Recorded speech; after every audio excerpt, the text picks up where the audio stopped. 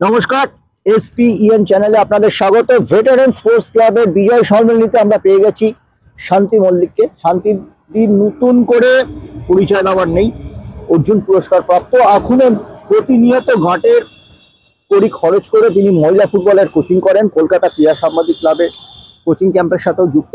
শান্তিদি, তুমি বলছিলে veterans club একটা নতুন কলরবে কোচিং ক্যাম্প শুরু করেছে, বিকাশ মাঝি দায়িত্ব নিয়েছে।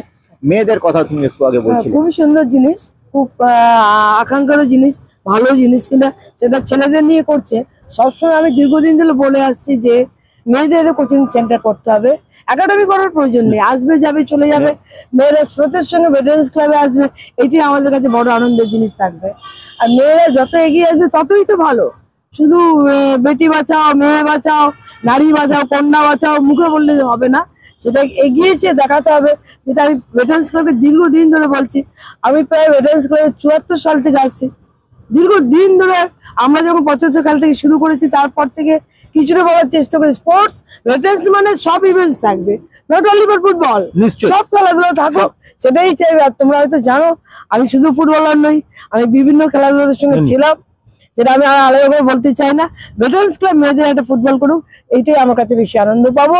তোমাদের মাধ্যমে যদি এটা ভেটারেন্স ক্লাবের যারা কর্মকর্তা রয়েছেন, বর্তমান যারা সংগঠন চালাচ্ছে, তাদের কাছে এই বার্তা যদি পৌঁছে দেয়, আমি ভালোবাসবো, ভালো লাগবে, আমি নিজেও আসবো। আমি দীর্ঘদিন ধরে ভেটারেন্স ক্লাবে আসছি না, এই কারণে আমারও অভিমান হয়েছে, কেন হবে না মেয়েদের ফুটবল টিম। কিন্তু আলটিমেটলি তুমি কার আমন্ত্রণে এলে? অলোক মুখার্জি। আমি মুখে, আমাকে অনেকেই ফোন করেছে, আমি বলেছিলাম যে আসবো না, তোমরা তো শুধু মুখেই শুনছো, কাজের কাজ করছো না।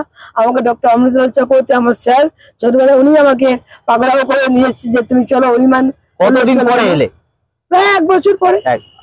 আমি যখন আগের সেক্রেটারি ছিল তখন এসেছিলাম, তাদেরও বলেছি, তার আগেও বলেছি।